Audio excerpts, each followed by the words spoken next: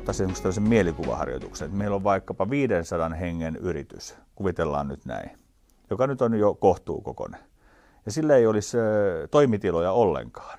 Siis tämmöisenä ajatusharjoituksena, että miten se silloin toimisi, missä ne ihmiset olisi, missä ne tapailisi, ketä ne tapailisi, mikä olisi näiden tapaamisten tarkoitus. Että kyllä mä luulen, että konttorit tulee olemaan tärkeitä myöskin tulevaisuudessa, mutta ehkä ne työtunnit on lyhyemmät. Joustoa niin kuin sanan kaikissa merkityksissä. Aika avaruudellista joustoa, eikö niin? Varmasti tulee se joustavuus, mikä nyt on jo nähtävissä, vaan lisääntymään. Että ihmiset tulee tekemään töissä, ihmiset tulee tekemään kotona, ihmiset tulee tekemään erilaisissa ehkä verkostopaikoissa. Ehkä syntyy ihan uudenlaisia paikkoja, jonne mennään tekemään töitä, johon eri organisaatioista ihmiset tulee kohtaamaan toisiaan joko sovitusti tai suunnittelemattomasti. Toiminnan vapautta pitää lisätä ja sitten ennen kaikkea se, että se työ nousisi siitä omasta aidosta kiinnostuksesta ja intohimosta, että päästäisiin siihen tilanteeseen, missä se intohimo kohtaa maailman tarpeet. Ne kaipaa sitä, että toisaalta niillä on riittävästi itsenäisyyttä, omaa rauhaa, omaa tilaa ja toisaalta niillä on riittävästi yhteisöä, sitä, että ne voi myös jakaa kokemuksia, ajatuksia. Ihminen ei tarvitse opintoja vastaavaa työtä, eikä se tarvitse CVtä vastaavaa työtä, vaan se tarvitsee sellaista työtä, missä sen on hyvä olla, missä se nauttii, missä se saa kiksit siitä itse tekemisestä.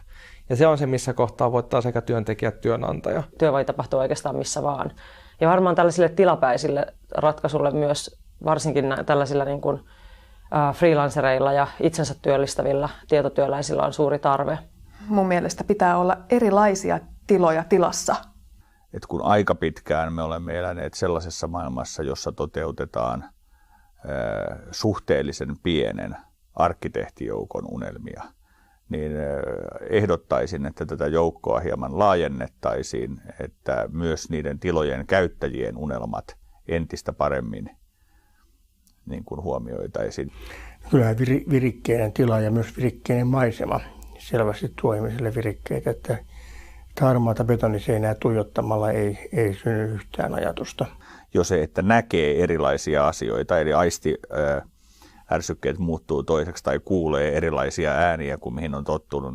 Siellä on pistokkeita, työpöytiä, hyvä tunnelma ja semmoinen tavallaan matala kynnys, että siellä tulee semmoinen olo, että sinne kuuluu. Tietysti erilaiset tietotekniset innovaatiot tulee jatkumaan, ne tulee yllättämään varmaan kaikki tulevaisuuden tutkijatkin, mitä ne tulee merkitsemään, mutta aivan varmasti ne tulee myös vaikuttaa siihen tapaan, millä me tullaan tekemään töitä.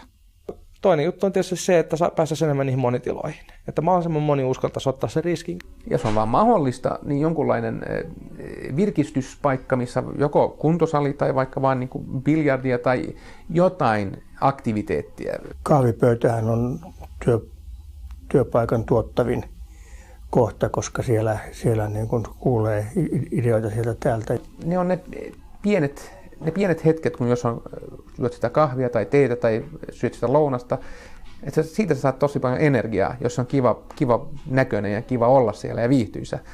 Toisaalta sellaisia niin kuin eristettyjä koppeja, joka on, kuten sanottu, koti on siihen ehdottomasti paras.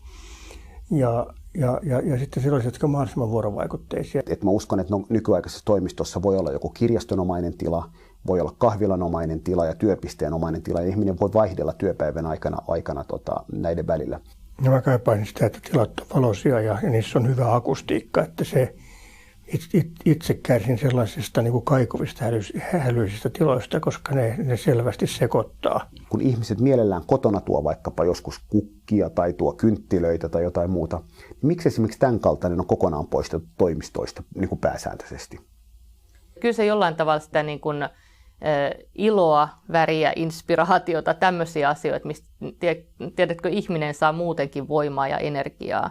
Jotenkin tuntuu, että se vanha työkulttuuri on sitä, että työntekijä joustaa niin kuin kaikella mahdollisella tavalla sen työnantajan eteen, mutta sen pitäisi mennä myös toiseen suuntaan. Eli sen työntekijä, mä uskon, että se on tuloksellisempi ja parempi työntekijä, jos hänen niin kuin myös toiveisiin ja tarpeisiin joustetaan työnantajan puolelta. Eli se joustavuus on varmaan tässä se juttu.